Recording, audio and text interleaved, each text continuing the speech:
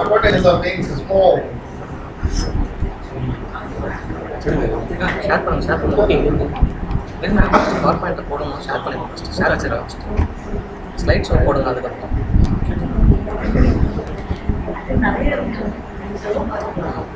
First வரும்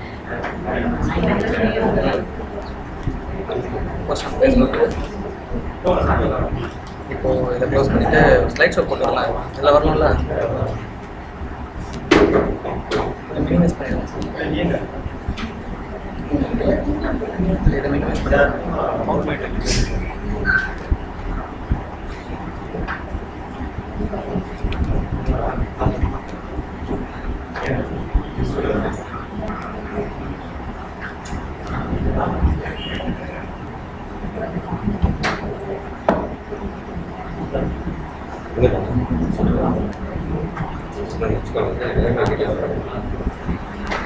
Alright, we are going to, in the next probably 1 hour, 1.5 hours, I don't know when I'm going to finish. We are going to talk about two parts of chronic pain. One is pathophysiology of it.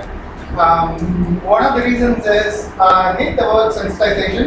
Even though I'm going to use that word, I'm not a big fan of that word. So I thought we will understand it in a far more, in a completely different way, or in another way which is useful for therapists rather than calling it as sensitization. And the next part is I'm going to talk about the treatment of chronic pain, because there is a huge difference between acute pain and chronic pain, as in the first hour we saw Krishna enumerated, right? What do I do to change this? Okay, so the first disclaimer is I'm going to use a lot of research ideas, right? Especially in treatment. Most of what I'm going to do is going to say is based on research, and some of it is going to be on my own understanding of the pathophysiology rather than just what is exactly written in literature.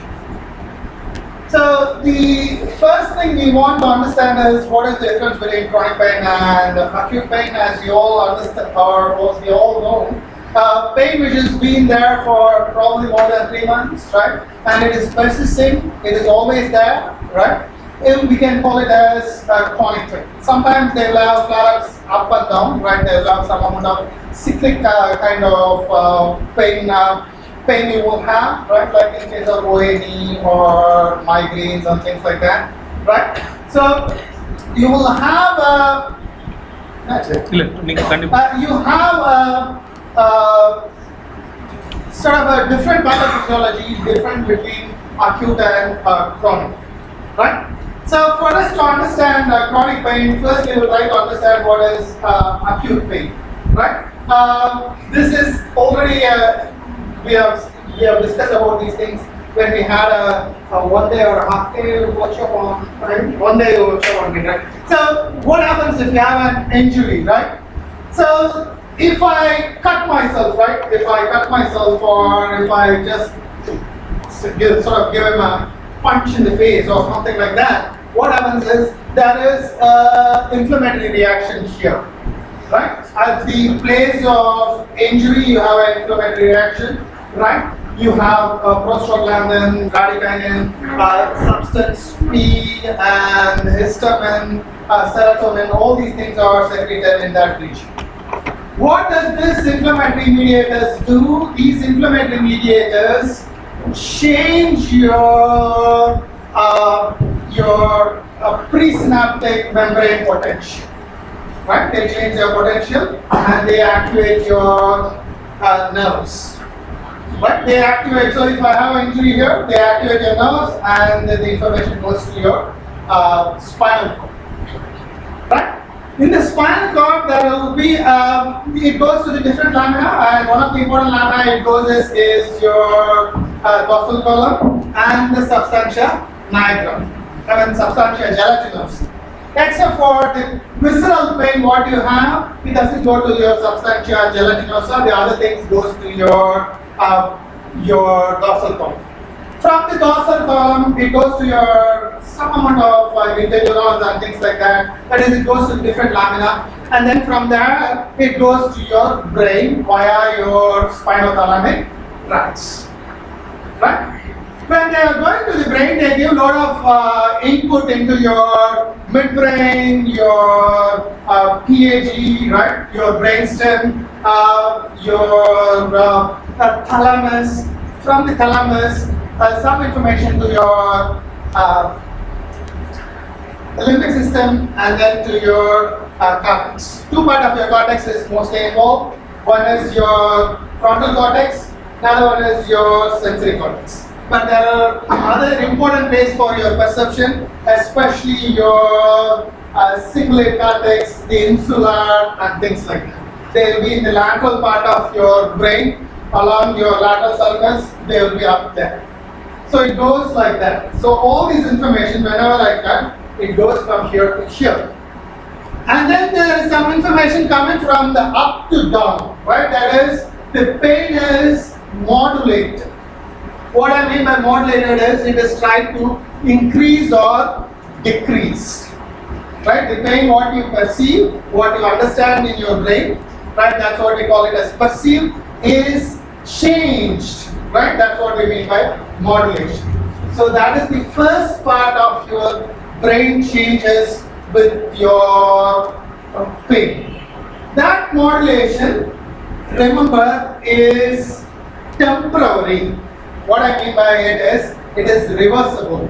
That is, after I cut myself, right, there is some information going up, and then there is some information coming down. What I mean by information is neurotransmitters, basically. So whatever information is going up, there will be information which is trying to reduce it. Then the neurotransmitters are inhibitory neurotransmitters. They may try to reduce your pain. If there is the inhibitory neurotransmitters are less, then your pain may increase. This process in the acute stage is called as modulation, and this is completely reversible. What it means is, after I have healed this, or after the pain is gone, this process will go away. Right? So what is the important difference in terms of physiology is that in case of chronic pain, the modification which happens in your nervous system, right? Now we are calling it as modification.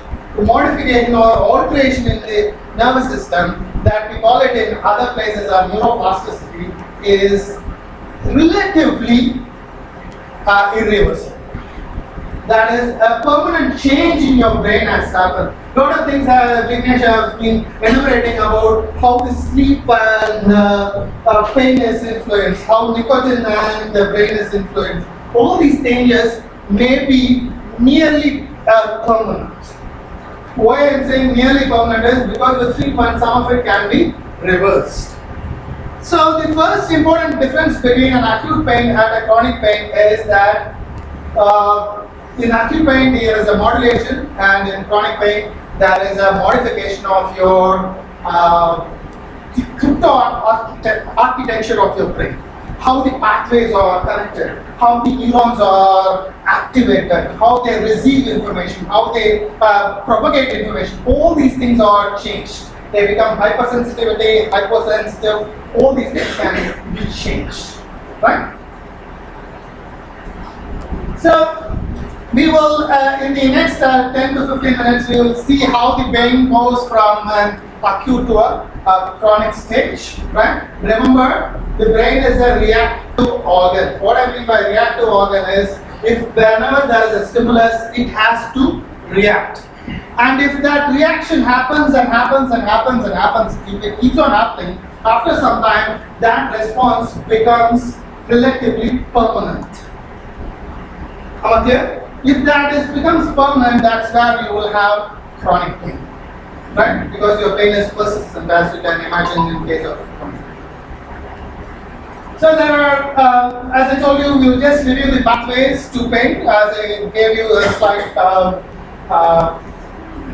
sort of nutshell of what happens. So you'll have 4 stages for your pain. transmission. First is your transduction. Basically, what it tells you is how to convert your inflammation into pain in the periphery, and then it transmits from your peripheral to your spinal cord. Spinal cord, it goes up, right? You perceive it. There is a modulation and perception, right? These are your four parts to your.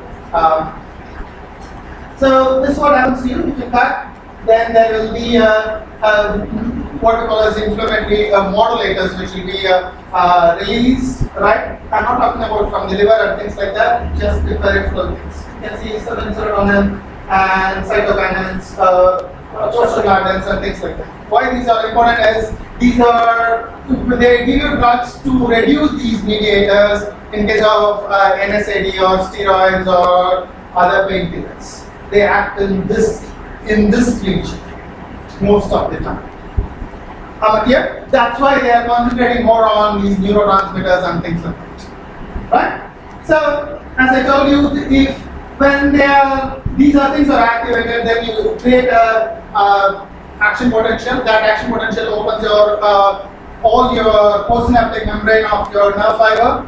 Right? They go and your acetylcholines are released and things like that, and the information is transduced from this place into the nerve. So from the nerve it is going to your dorsal column. From the dorsal column it goes up to your sensory cortex, but also your, as I told you, the insular cortex, the somatosensory cortex, and the cingulate.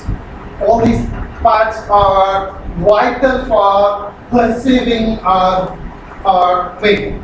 This is what in later stages Wall and Melzack called it as the neuromatrix, where the brain matrix, where your brain perceives your pain. It is not a sensory experience that you can understand from the idea that it is not just going to your somatosensory cortex, it is going to the other part of your cortex also, especially your frontal cortex, your insular cortex, because you understand what is happening to you.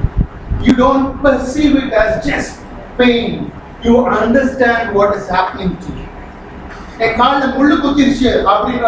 an understanding. It is not just there is a pain in my foot.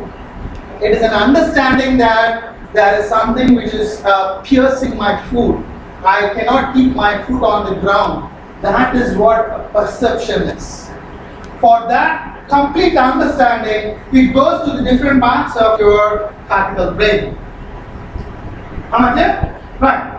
And when they are going there, you can also see that your diencephalon, that is your brainstem, and your midbrain is very important. You can see that there is an important structure called as the periventricular aqueductal gray matter, right? You will also have the amygdala, that is your limbic system, and you will also have the reticuloventricular medullary system. All these things are vital. For what? For modulation. Right? As I told you, when an information, that is when I'm punching, or if I'm punching him like this, right? The information has to go very, very fast. That's why you will go through a AL data fibers rather than your C fibers. The information has to go very, very fast. Right? And the information goes very fast and you get a reaction. And sometimes the reaction has to be so fast, at that time most of the information comes back via mostly from your amygdala and your other limbic system. Right? Right. And your PAG is, what's the function of PAG? We will look at one-day pain course. Checking some That's all right. What's the function is not secretion. What is it? What's the function? Modify the pain. I understand that. Otherwise, you're not having in this picture, right? Right.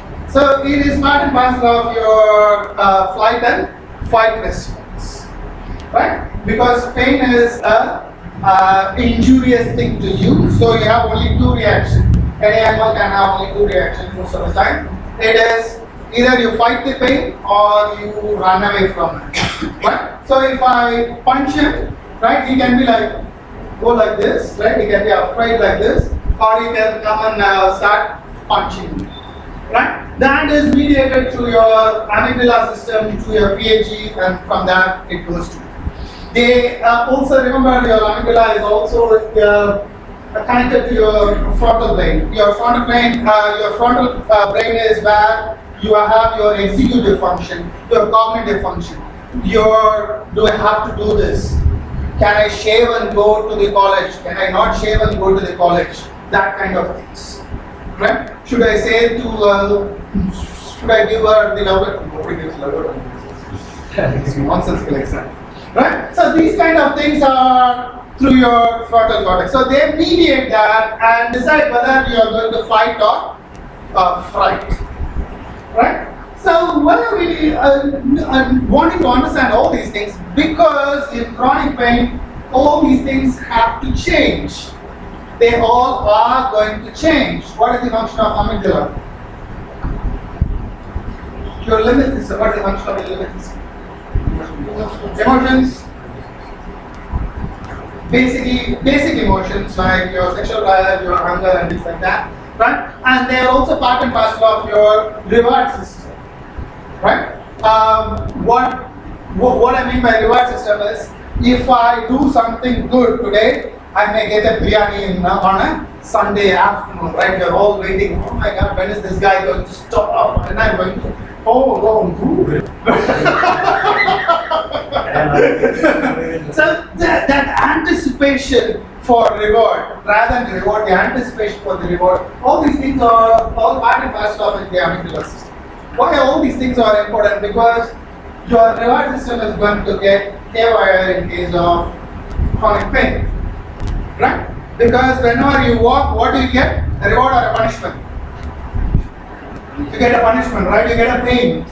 Right? You're not going to have a good thing happening to you when you're doing an exercise. Most of us, if we do an exercise, afterwards we feel slightly elated because of increased level of serotonin and dopamine in our brain. But for them, it will be like, oh my God, this guy made me do this much of exercise, and I'm in so much of pain, right? So this reward system gets collapsed. So this system may change, right? But these are the activated areas of acute. And the last part is your perception. Perception is far more complicated, but anyway, these are the important parts. They think. What is the insular cortex? The operculum is what is covering the insular part of your cortex, the cingulate cortex, and things like that. If you are going to read about this, more about this, there are a lot of things about instinct and those parts, interesting things. But in case of perception, especially regarding the brain map and what some mistakes were made by, it seems that made by early understanding of what part of the brain is activated. Remember, all sensory information are contextual. All brain is contextual, right? What we mean by contextual is we react to a stimulus in accordance with the situation, right? If your mother says come to eat, what will be the first reaction? Right? Correct, right? Or you'll be like, who cares? My son will be like, always playing. My wife is like, come to eat, and it's like, oh, that's just white noise, right? But if I just get a stick and hit him on the head and say, come to eat, again, he's not going to come, he'll be like, right? So, he is going to have a different reaction to different things. Likewise, it seems that the pain is not just exactly perceived in the same place, but in different place according to the context. There are some things which are slightly noteworthy, I suppose. The amount of pain, right? If you have a lot of pain or less pain, magnitude of pain, if there is difference in the magnitude, different areas are activated, right? If you have, say for example, if you have a loud noise which is irritating, right? And you think that it may activate your auditory areas of your brain, but it seems that it may also activate some places elsewhere, maybe other parts of it. Because we may be associating auditory impulse with something else, right? especially if you have gone to school in like me in the 80s and 70s, right? All our teachers had a huge stick with a bulb in the top, right? And they will just hit it like this, it will just hit you and it will go. So whenever the teacher comes and says, does this and says, shut up, right? Just the sound of it will, most of us will pee, right? Because it was so painful, right? So we have sort of connected these two things. So when these things are happening, different parts of the cortex are activated, right? But as I told you, these are the major part of it. That is your cingulate cortex, probably the thalamus, the insular cortex, and your somatosensory cortex. Right? But that is your first part of what is happening if you have pain, right? Now, what I'm going to do is we are going to do what happens when we are having a chronic pain, right? We will start from the backwards rather than macro picture. I don't know why I did that, but anyway, we will see first some micro picture, right? The first part of pain transmission is called as transduction, right? Transduction, you said that there is a lot of Chemical messages. right. So what happens here is exactly that, but it all happens in huge amounts. The neurotransmitter, the inflammatory transmitters are becoming larger for a small stimulus, right? And they may become more sensitive to open the thresholds of, or the threshold is lower, so that the transmission starts to happen earlier. We know that there is an excitatory postsynaptic membrane potential or a presynaptic membrane potential. For a particular potential only, they will open, right? Here what happens is the potential gets reduced. So even for a smaller stimulus of pain or non-seizure stimulus, they may start opening, right? So these are the vital things which will mostly happen. One is there is a reduction in the threshold. As I told you, these protein kinases, all these things are helpful in the production of the neurotransmitters and opening of the receptors and things like that. As I told you, these are all mostly for understanding what drug to give, where the drug will activate and things like that. But for us to understand is only one thing, that is, for a smaller stimulus, you may get a larger response at the periphery itself, that is at the site of injury, right? That is called as peripheral sensitization. Right? What happens in your spinal cord, right? So remember, there are two things happening in your spinal cord. One is there is information going up, and there is information coming down. That is, there is a transmission of signal from your periphery to the central, and there is a modulation of signal from up to down. Right? So what happens is, the first thing is they become more sensitized. So the neurons, again, that threshold is reduced, so they are very, very excitable. That is the first thing happens. So whatever information comes, they send it upwards. But at the same time, the modulatory impulse which are coming down from the above is getting less and less. Right? Most of the time, if you see any neurophysiology, you have an excitatory potential and there will be a compensatory inhibitory potential, right? These two will balance it out. But here the balance will go haywire, right? That's what they mean by downregulation of GABA receptors will be reduced. What it means is there will be a lot of information going up rather than being suppressed, right? Right. There are other changes also happening, right? One of the newer studies, if you see from the 2010 to now, we will see that there are a lot of fMRI studies which are sort of a wonderful way of studying the brain. A lot of neural pathways are either they become stronger and stronger. What I mean by stronger and stronger is even the lateral pathways are opened, right? Especially pathways between your limbic system and your frontal cortex. Remember, your frontal cortex inhibits your limbic system, right? Or they will modulate your limbic system. But those pathways gets less and less, so that there is a poor suppression of your limbic system. The limbic system is also part and parcel of your, as I said, your reward system. They also get either stronger or they get weaker, depending upon what that means. Right? So there are a lot of things which are happening, and also your PHE and RVM becomes hyperactive.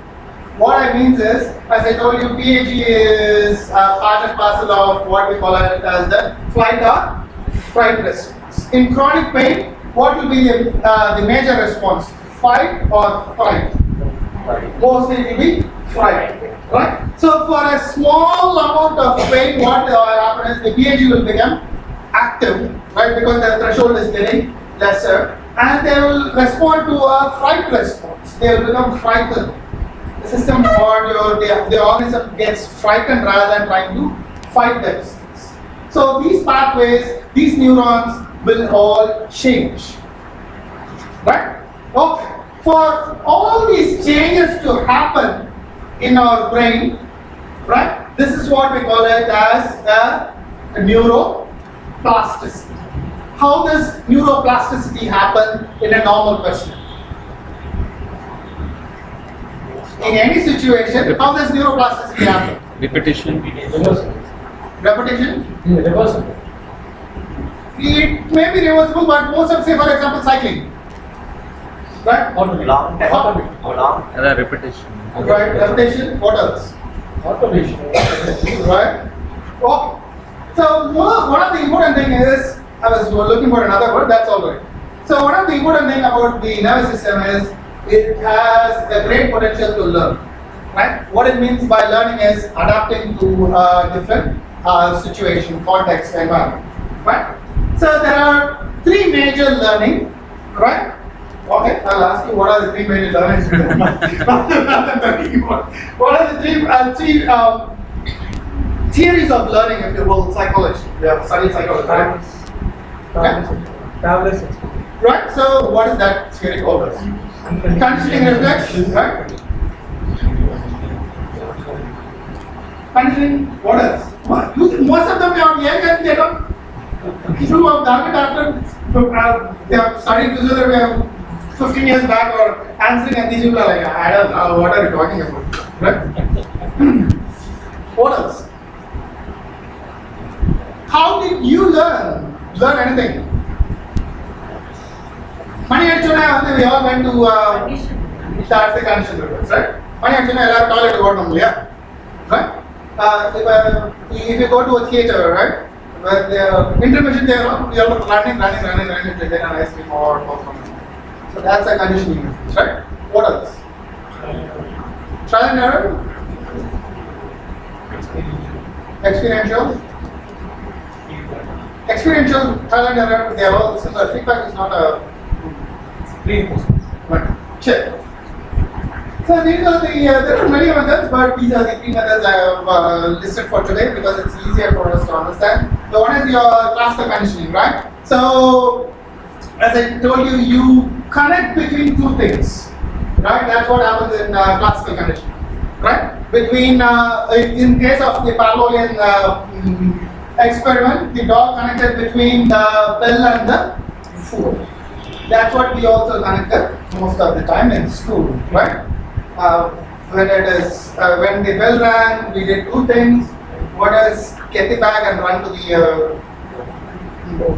the exit to go home, or to eat, right? These are the two most of the time, right? Or you can also have operant conditioning. Operant conditioning mostly is based on the idea of reward or punish. Right? Say for example, we were just talking that Polly was telling me that the first day she came to my class, I said, why are you late? I don't care if you are late or not. Don't come back here after, right? So some miracle, what she did was, oh my God, this guy is an irritation. So he might punish me in front of other people. So she started coming to the class. We also had other people. The first day I told them to get out. I never saw them for the next 365 days. Right? So you have either your behavior is modified depending on your reward or punishment. But again, most of the time in chronic patient, the change is happening because of reward and punishment. What I mean by that is, if you are sleeping, I don't have pain. So what will be rewarded? Sleeping. If I walk or if I do exercise, what is happening to me? I am having pain. So I will be like, I'll just sleep or sit at home. Right? So if this is what I am learning, what happens is all my neuronal changes, all my changes in the peripheral region, in my neurons of the PHE, RPM, your limbic system, your pathways, everything changes. Right? They may also do this also. Right? Say for example, you go to the patient, this is a real story. So they had around, I think, 1 hour of treatment.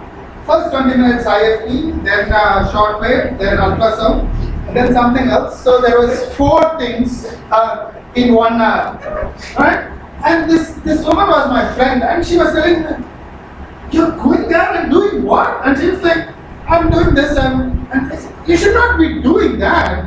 You haven't paid for 3 or 4 years, 4 months." I said, No, I'm feeling comfortable there. She's like connecting 2 things. What is she connecting? Physiotherapy and getting better.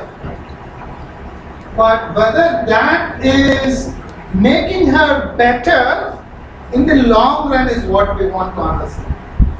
Whether she is getting better only when she is there or in front of us, or whether she is better all the time. Right? That's one of the problems with passive therapies. Right? A lot of people come and tell me that I went to Kerala massage. It felt wonderful. I always say, of course it will feel wonderful. For anybody, right? If you are especially married, if a woman is going to do this rubbing on you, you will be like, oh my God, right? Why will not you feel better? That is not a question. But you came home, what happened? You'll be like, I got very irritated. If you are not doing anything, eating and sleeping, and somebody is massaging you every 2 hours, you will be like in heaven. Right? If you make a lot of money, you can do that all the time. So, this kind of reward behavior, or if you are connecting these 2, that massage and getting better, then also you are going to have more adaptation to your nervous system. And you also have this part of it, that is the social part of it. He went to that therapist, they got better, right? How do we learn that that therapist is better than this therapist? Because somebody told me that, right? Remember the monkey and the cat? When the seller throw the cat down, everybody throw it down, right? So everybody put a sticker on the muscle, we all go to that and put a sticker. Everybody gets a teacup, we all go and get a teacup. What I mean by is K-tape and cupping therapy, right? If you are confused by that. So don't be a monkey and a cat, right? That's how the patient also learns, right? You go there and you get better. What I'm trying to say with all these things is, here, all these things, they may be sort of more adapting to their pain rather adapting in a proper manner. When Vignesh was telling, he was telling how the patient should be looking outwards rather than inwards for the solution rather than outwards, right? How the patient is not coping with himself properly. So when in all these examples what I gave is mostly they are looking outwards rather than inwards, right? These are all formal ways. There's also another, it can also be cognitive learning also, we are not going into details about it, but we will see that later on. The other thing I also want to emphasize here is the maladaptation is not just in your nervous system, it is also in your muscles, in your movements, everything. Right? Say for example, I think Sudha only called and asked me this once. If you have if one muscle is in spasm, right? What type of movement you will get in that muscle? Our muscle becomes spasm because of pain, right? You have pain, you get spasm, right? So we commonly think it as, say for example, if there is a spasm in my lateral flexors or in my trapezius, what we think is that they will not be able to do a side flexion. Correct? Right? That is how we always think, but the problem is when you have a back pain, right? And when you walk, what will be the maladaptation? Because it is easy when it is one movement and one muscle, right? But when you have a back pain and when you walk, how will be the maladaptation be? If you have a back pain and you are trying to bend, what will be the maladaptation be? So, in this situation, it becomes far more complicated, right? Remember, a good activity or a good muscle activity or a good movement is variable. You can do it in different heights, right? In case of maladaptation, what it will do is it will stop movements which it thinks are painful and it will do it in a different manner, right? So the maladaptation is far more complicated than saying that one movement is like this or that, right? Especially when you see it as a functional movement rather than as a single movement. If it is a single movement, it is fairly simple, but when it comes to functional movement, it becomes fairly complicated, right? So all these changes are from your brain to the periphery, right? Do you have any questions before we go to the next part of it? Can you explain this muscle back pain? When it's in spasm, what happens?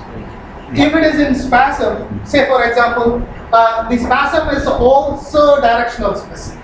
It's contracted in spasm in the sense it's similar to contraction. Correct. Yeah. The muscle can only do two things. Yes. One is it can either contract or Relax. relax. Nothing else can be done. Right? So if they are in a sort of a contracted state or a slightly Protective. tighter, stiffer, right? They are not going to be in the same manner in all directions. All the activities. Right, all the activities. Right? So in some activities they may be alright, some activities they may be difficult. Or Depending they on may the be doing it in a sort of a Adjust. different manner when they are doing for right? Anything else? Right? Sure. So this is the last part of it. So how do I manage chronic pain? The first thing you understand from what you have done until this point of time is the brain changes, right? Your muscle changes, your movement changes, not the muscle, movement changes, right? And we all know that the brain is dependent on the context.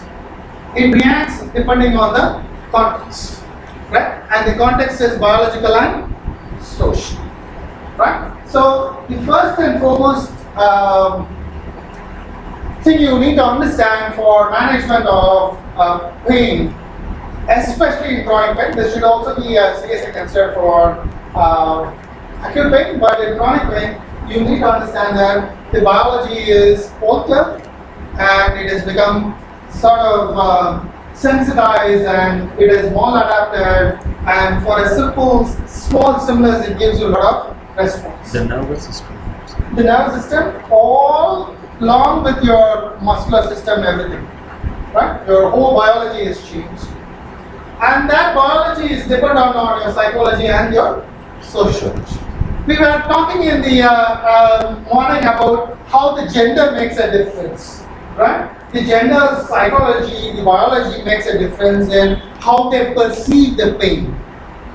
Right? We are talking about how smoking, a social strata, makes it different. Right?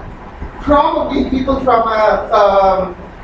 who are used to getting everything in the golden plate may not be as reactive. I mean, they may be very reactive when concerned with the other person from a lower social state. Right? So all these things matter. So when you are formulating a treatment protocol, you are trying to change whole biology of the person, not just the movement, not just the pain, not just the psychology, not just this and that. You are changing everything. Why? Because if you change everything, then only your brain has a chance of remodeling again. Remember, you are remodeling your brain in chronic pain, not just modulating the brain. Remember, in case of chronic pain, there is a modification of your brain. Learning. So you need to make them learn so that they remodulate into something else. Am I clear? For that, you need to have all three parts of it when you are considering. It can be said as learning and adaptation. Like when we treat them, this changes in the nervous system. It's more of learning and adaptation, right, sir? Like Correct, learning correct. to the new context or. Correct. It's basically learning. I'm trying to say that it is not just the nervous system, it's the whole biology which has to change. and Like the endocrine, everything plays a Correct. part. The inflammatory mediators, everything. Right. Right. Okay, sir. So, the first thing is exercise, right? We all know that exercise is the first. I'm not going into a lot of details. I'm going to just give you a glimpse of how to manage, right? You cannot have pain management, not just in physiotherapy or in pharmacology or anything, without exercise, right? Exercise has to be there. The problem is, what have they learned in chronic pain? How is the maladaptation happen in your brain? Conditioning responses. Conditioning to what? Aversion. Exercise Exercise or aversion. physical activity lead to Aversion and pain. pain. Right? So they have learned it as pain is equal to exercise or physical activity. Right? So side by side, what else should be there? Positive or rewards. Right? Positive rewards. So there should be a psychological crutch for them to do a exercise. That's what I mean by you cannot have it as just exercise, just biology, just psychology, just social. You cannot be like that. It all should be together.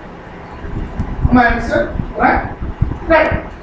The problem with exercise, as you know, that nobody is going to do it if they have a lot of pain. All movements are painful. They are going to see you as a person who has lost his brain, right? Not just the mind, just brain itself, right? I'm in such a pain, why are you making me move again, right?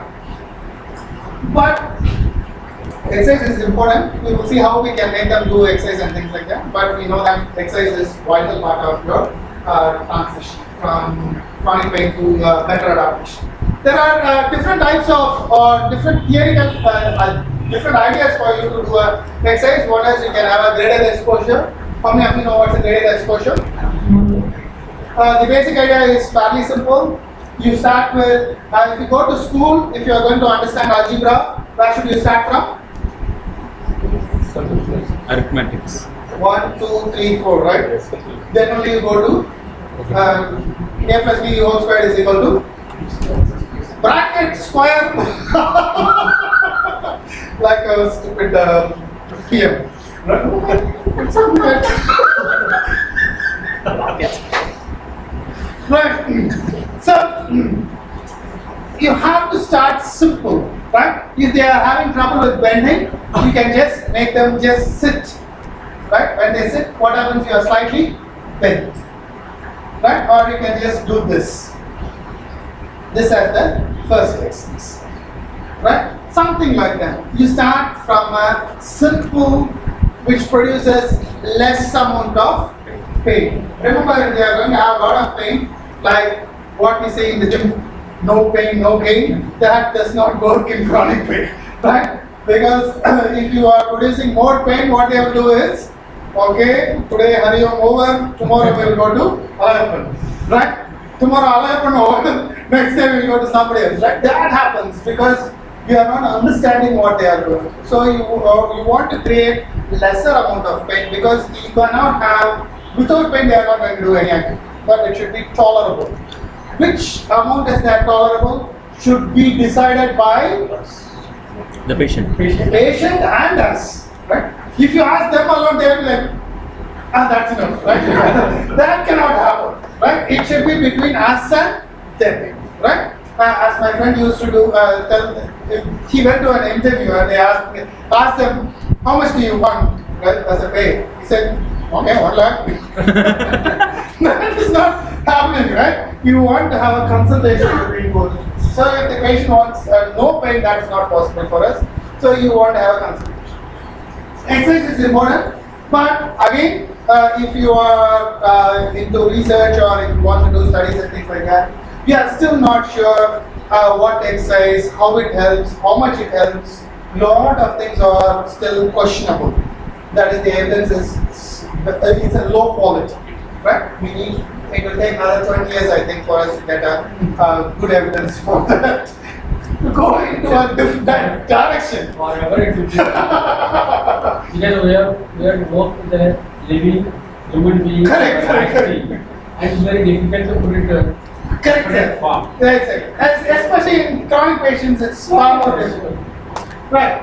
So, what works better, as I told you, exercise alone doesn't work better. So, you always have a multimodal or multifactorial. Again, this is a Cochrane review which says that it works better. Right? You can't see it, it's slow, but it's all moderate. The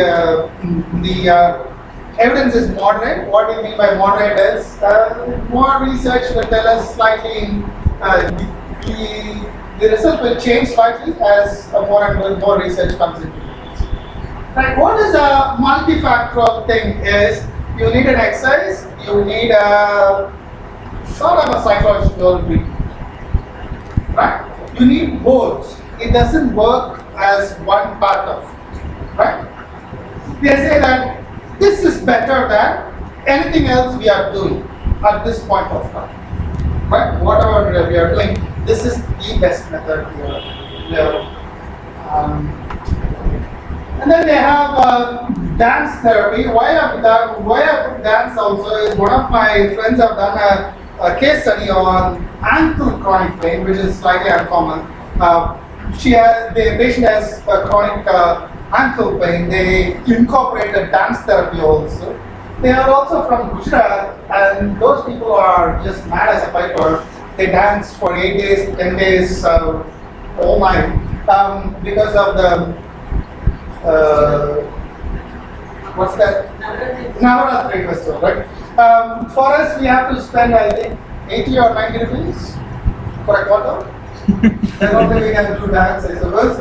But it also helps, right? What dance helps is two things. One is it's fun to do rather than thinking of it as an exercise. You can have it as a fun also. So if it is possible, you can try that out also. What type of dance, what this and that, still not very clear. Remember, dance is also very helpful for Parkinson's also, especially the cha-cha-cha, the Brazilian and the Spanish people dance, right?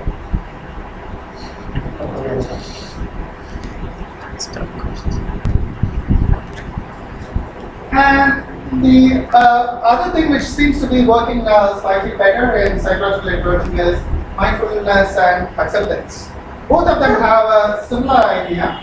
Now, how many of you are suffering from chronic pain here? Any of you? Really? No? Okay. Chronic pain? It's not suffering, there's a chronic pain, but there is no suffering. Okay, me alone. Right. So, in case of mindfulness or acceptance, the idea is fairly simpler. Fairly simple. What is one thing which all our patients want when they have pain? What is the question they constantly keep on asking us? When will pain go away? எப்ப சரியாகும்? Normally. Normally. Normally. Right? எப்ப சரியாகும் normal ரெண்டு வகையான வச்சுக்கோங்க. Right? Why did I get this? Why it is happening now? Why it is happening to me? Right? Why I am alone dying here and people in Facebook are all happy situation. Right? So these two sadly don't have any answer. We don't know why you are having pain because the whole system is smaller. We can't explicitly say that this is the one reason. Right? We don't know why when you are going to get better. Right? It's like asking, when will my marriage be happy? Who the hell knows? Probably never. Right? Right?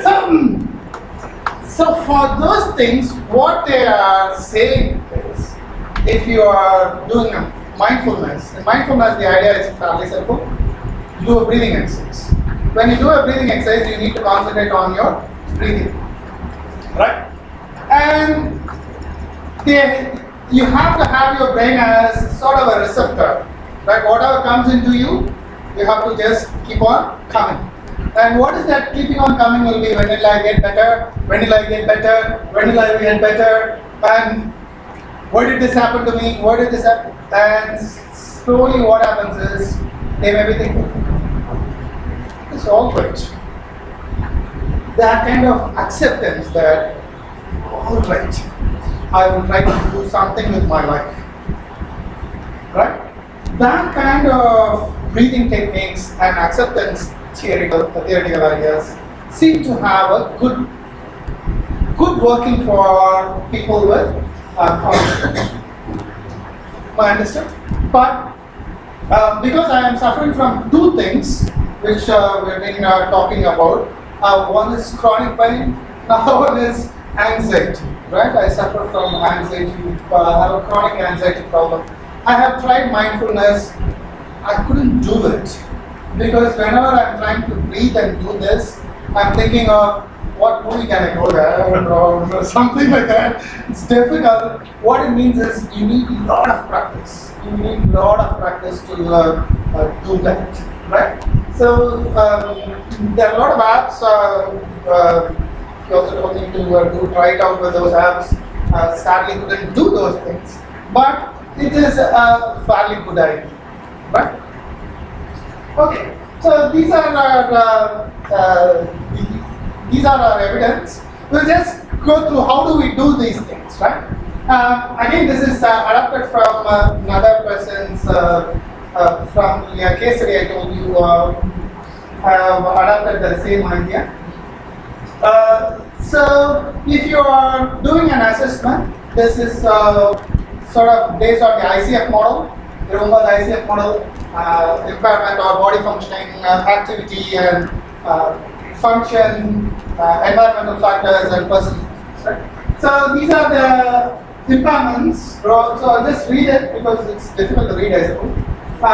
Ankle and knee pain, some impaired balance, swelling in the knee joint, right? Things like that. What are the activity limitations she had? This is remembered for ankle pain, right? Climbing stairs, descending stairs, cross-sitting, squatting, and things like that. What are things she is unable to do? The first thing is can't go to work because she has to walk stairs to go to work. So she's having trouble with that. She wants to dance and she wants to drive the car and things like that, right? So for the personal factors, they have assessed she's anxious and depressed. Depressed for 6 months, she is unable to go to the job. She has left the job, and so from the catastrophization of pain, motivation to recover, things like that. Right? As I told you in the morning, these were measured using the catastrophization scale, the inflexibility, the psychological inflexibility scale, the catastrophobia scale, the HAT for depression. That's what you told, right? HAT is what you told for the depression scale. Big depression. JD? Big depression. That's right.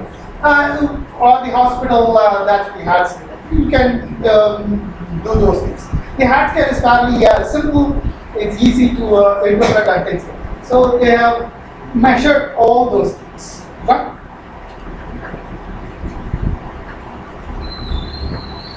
So these are the, according to the, because we are not going into biology because we know that it's very basic. So these are the 4 things they take, the 4 psychotherapeutic methods we have. The first is the attitude. That's what Alagappan was keeping on telling, that he is attracting people who want to talk to him about their love story, to the parents, they are not leaving them alone, to children being ass and things like that, right? So you want to have a good rapport with your patient, right? The hall should smell better, it's right? It smells like phenol, right? That's what all our colleges smell when we were in college, right? They say that it may not work well. So that is the first thing they think you should have, especially in chronic. Why? Because then only your opioids start secreting when you come in itself. Otherwise, your overactive PHE will start secreting and you will go into a fright system. Right? You want them to be relaxed, start with. Remember, all the systems are molar. The first and foremost thing they tell you is to reassure your patient. Right? Reassurance consists of 3 or 4 types or 3 or 4 ideas. The first and foremost is to tell them that this is manageable. Don't tell them that it is curable. That's the difference between manageable and curable. Right? So the second part is don't give false hopes, because chronic pains are far more complicated. We are still trying to understand what is happening. As I told you, when we were in college, no idea that there was a thing called as chronic pain. We were never taught like that also. We were not taught like that. Right? So we are still understanding it. So don't give them false hope that I will do this and that. 6 months come to me, 6 month package, I will do everything. That kind of things. Right? And use positive words, not negative words. What I mean by that is, don't tell them that your back is bent like that, you're like this, you're walking like this, that kind of thing. Tell them that these are all things which we can overcome. These are not what is your disease, right? That kind of thing. Also don't tell them that the brain is changed. Remember that also. That is a big problem, than saying that the scan is changed, right? That will be alright. If you say the brain is changed, they'll be running away from you. Right? And also make them understand about perception. Right? One of the common examples we utilize in our clinic is, you all know that these are all different colors, right? These are all different colors, right? The blue and things like that. Right? We always ask our patients, how do we know that they are all different colors? What organ do you use? Right? Invariably, they will all answer eyes. Right? Remember, eyes cannot tell you whether it is blue or red. What can tell you? Your perception. Right? And also remember, why are we saying that this is red? Because we thought Because we have been told that this is red. It is not that this may actually be something else in some other country, right? Or some other universe. Aliens may think that is green, right? It's just that we all sat together one day and thought that is right? So the perception is what is important for them to understand. So if you change your perception, then you'll have, that's a good start. That is not going to be an information. So that will be about the reassurance part of it. And also the last part about reassurance is, reassurance sort of inhibits your brain not going to that jumpy mode of flight and fright response, super active. As I told you, all these systems are hyper active, right? So you want to reassure. And I think I have some slides for this. The next is cognitive behavioral therapy. Anyway, unlike mindfulness, I have cognitive behavioral therapy, and this seems to be work very well, right? And not for pain, for something else. So, cognitive therapy is fairly simple. They will tell you, right, that these are the things you are telling it as negative. Right? It's in cognitive behavioral therapy, it's non-judgmental. What do you mean by non-judgmental? You should not be telling your patient, right? That can be done only by Hariom to my students, not for other people. Right? So in that, they have to be non-judgmental. That is all right. Every time they say that, when will it get better? You should not be like, you cannot be asking that every day to me, right? That is what we mean by non-judgmental. If they say that, is this because of the disc I'm walking like this, you'll be like, yesterday only I told you this one is stupid. The point is, you have to again start from the, as Madhya says, you have, there is no alternate. Right? So, these are the common ways they will think. Right? Will this get better? Will I be over with this? Right? If you're unable to empathize with this, think about when your first girlfriend kicked you out. That is what you should have felt. Right? Or your boyfriend left you. Your boyfriend leaves you, but anyway. So you think that, am I worthy? And things like that, right? So you want to give them an alternate plan. And that alternate plan is a discussion between you and your therapist.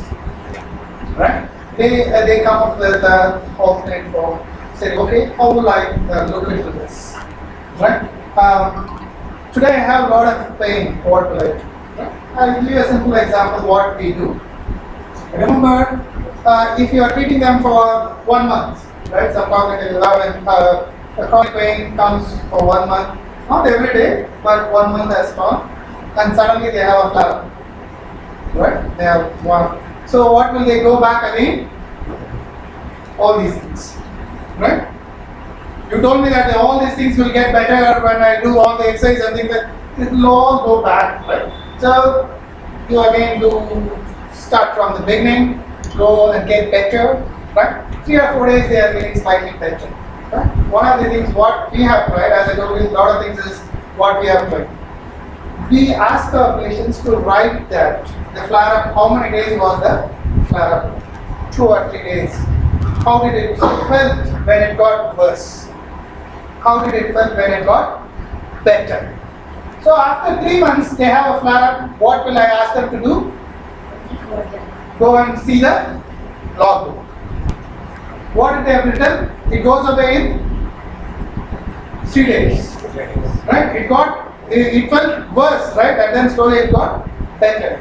Rather than me telling them, it makes them understand, okay, I could cope with the pain like before. Right? It's fairly easy. If you have a smartphone, you can open your calendar and type it. Right? So that you can have an understanding that, okay, just have to go back to your version. Okay? But there are a lot of things which I don't have an idea about cognitive behavioral therapy. You need a lot of training also, but it seems to be good. And also, I just want to conclude with one thing before getting into these things.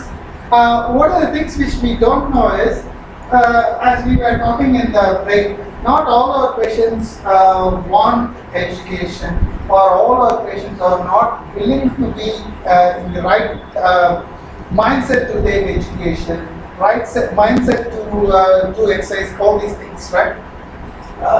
For that, there is a model called as a trans model, where you will put the patient in different positions like precognition, cognition,